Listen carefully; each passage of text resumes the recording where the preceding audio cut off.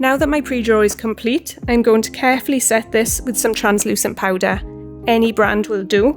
I like to set my pre-draw this way because I numb using anaesthetic lip numbing sheets, which are going to sit directly on top of my design. Carefully place the sheet down onto the lip, ensuring not to pull or rub. Only tap and tap gently. I like to occlude this with some cling film and leave it on for 15 minutes. When removing, carefully lift and again don't pull. As long as you follow this instruction carefully, the pre-draw will remain intact. Go back in with some more setting powder and now we're ready to outline. By numbing after I draw, I ensure that the client is at their optimum level of comfort. The danger with numbing and then drawing, not only do we risk potential of distorting the natural lip tissue, but also if the client is particularly difficult to work with, shape-wise or for any other reasons, you risk the pre-numb effect running out or lessening by the time we start tattooing.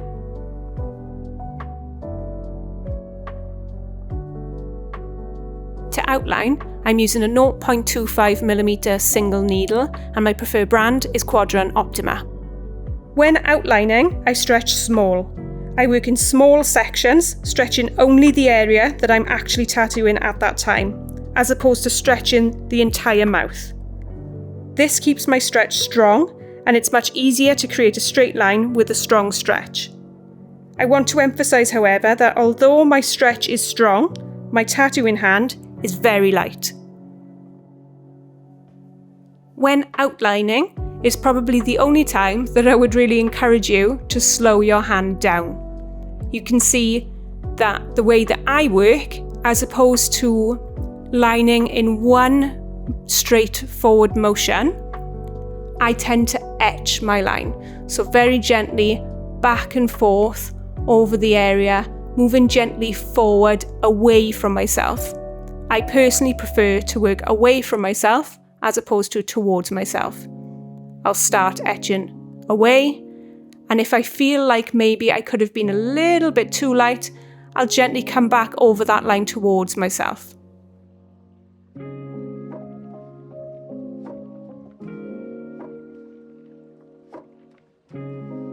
I tend to break the lip down in outlining into 4 sections.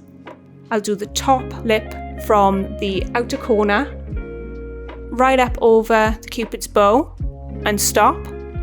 I'll come back to the bottom lip from the outer corner to just past the centre, and then for the other half I'll work top and bottom.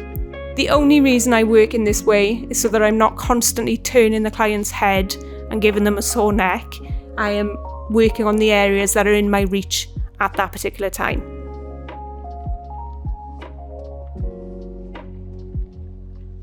If you're ever unsure, you can gently take a micro brush or a cotton bud, dampen it slightly, squeeze out any excess water, stretch the skin that you've just tattooed, and just wipe that area confidently to expose the line that you've just tattooed.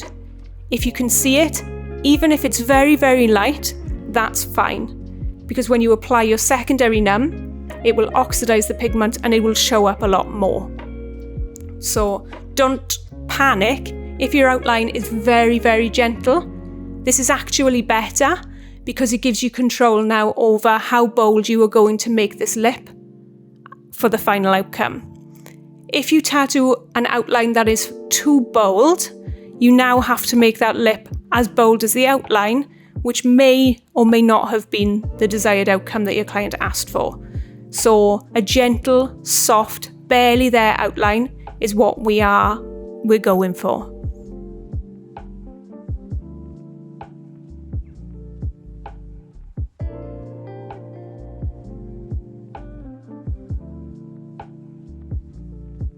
Again, by keeping your outline nice and soft and gentle, you have a chance to reinforce it when it comes to filling the lip.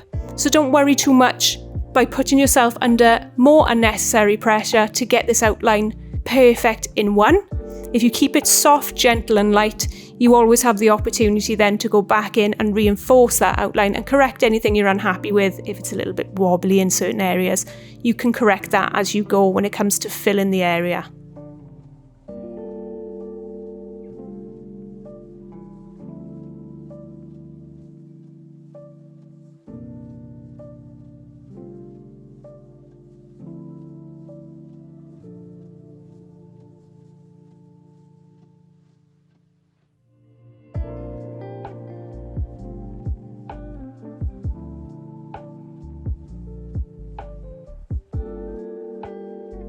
Once the outline is complete, you can then apply your secondary numb. I like to use tag 45. In a moment, I'm going to scuff over the central area of the lip skin with my 3 round liner. Before I do that, I like to apply some pre-numb in the form of a cream.